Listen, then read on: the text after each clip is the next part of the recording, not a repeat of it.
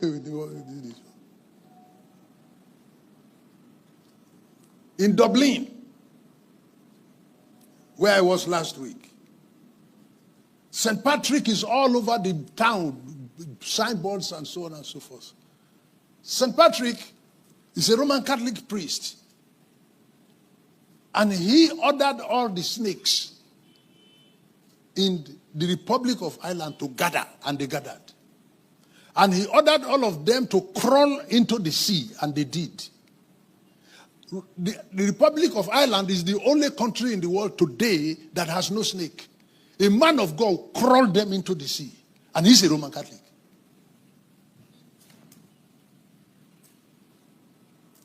Mommy and I were passing through Paris on Monday,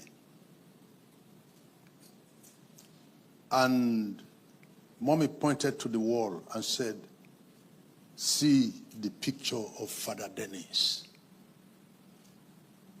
Father Dennis. Father Dennis was a Roman Catholic clergyman, and he used to come to preach in a square in Paris, dressed in his cassock. And one man walked up to him and said, "Don't come here to preach again. We don't want to see you around here. Don't come and talk about Bible here." And Father Dennis would not hear. The last time Father Dennis preached in the square in Paris, the man arrived with a knife and was sitting to one side of the square and sharpening his knife while Father Dennis was preaching. The noise of the sharpener will attract Father Dennis so many times, so he takes a glance at him. And the man also take a glance, and you will soon hear from me. And then he will be sharpening. And when he was done with the sharpening, he sharpened it so sharply, but he didn't want to throw the knife twice. So he went to Father Dennis and told him, "We've told you not to come here to preach, you refuse." Wham! One swing. Father Dennis' head dropped down. And Father Dennis himself picked his head in his hands. And the head continued to preach. And the head was saying, "I have not finished talking." The man put his knife down and ran away. And Father Dennis carried his head in his hands and trekked for miles. And his head was still preaching in his hand, until blood finished in the body of Father Dennis and he collapsed and died with his head in his hand. You go to Paris today, you ask of the blood street. The blood street is that street where the blood of Father Dennis stained the whole road till he died. And where he died, the Roman Catholic people went and built a cathedral there and put a sculpture of Father Dennis in front of that cathedral with his head in his hands. So when you Pentecostals are talking about signs and wonders, miracles, the Roman Catholic people are laughing.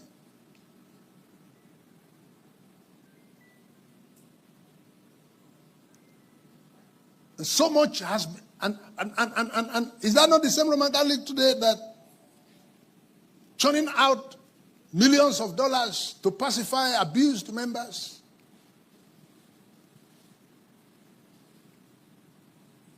This house is collapsing. And there is the need for God to raise people to address the body.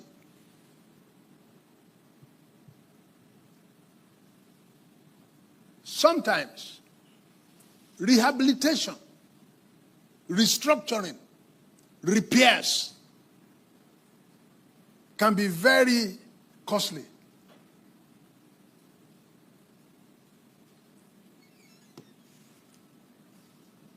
To return us to former state, to ask that the house be put in a rehabilitation, get workers to remove the roofing sheet that is leaking and put another one, strengthen the pillars, and so on and so forth. It's a great work. The kind of ministry that we're gathering around this morning is a great work. And I have wept and wept on this because there are more who are damaging it than those who are repairing it. Those who are damaging it have the social media to their advantage. They have money to their advantage. They have education to their advantage. They have seized the front lines of public news and media. Those who are repairing it don't have money. Those who are repairing it are conservative. Those who are repairing it are looked at as primitive. So the damage to the house of God, those who are repairing it, they are fewer than those who are damaging it. Those who are damaging it are doing it daily, day and night. And they are not stopping. To have this man volunteering to throw himself into the repair network is a very daring one. People in repair ministry are hated. People in repair ministry, they are hated. Because there are those who are benefiting from the spoilage. And they don't want to see repairers around. Was it last month? There was a PFN biennial conference in Abuja. And I was invited as one of the speakers. So I got there. I was to speak on a Thursday and a Friday. And then one of the officials walked up to me and said, sorry, sir, in fact, the way this meeting is going, we might not be able to accommodate your message today. Please, we would move you to tomorrow, please. I said, okay.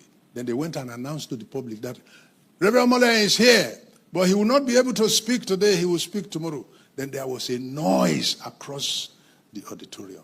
So I arrived again early the next day and sat down, waiting to be called. They called 4 people to speak. Some of these people spoke yesterday. And then an official again walked up to me and said, in fact, the way this meeting is going, sir, sorry, sir, we will not be able to allow you to speak.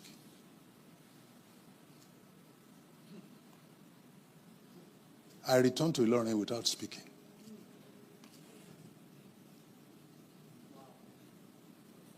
That's where we are now. At my age, look at me. Where is my senior among them? I was skimmed out. They brought me. They were the ones who even came to the airport to pick me. They lodged me in the hotel.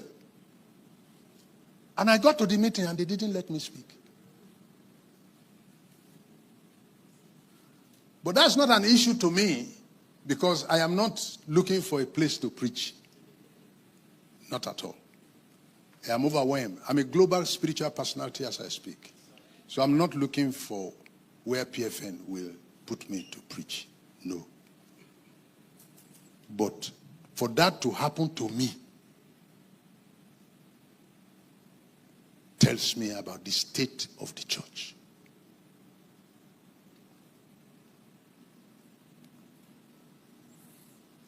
People in the repair work are endangered species. Because there are those who don't want, they are making money from the way it is. They are the ones who, the Pharisees, they're the ones who killed Jesus. Because when Jesus came and was bringing new stuff, and Jesus was becoming more popular, and the status quo people are moving away from the status quo. They saw Jesus as a threat, and they eliminated him. So as you see me, I'm now becoming very selective in the kind of places I go.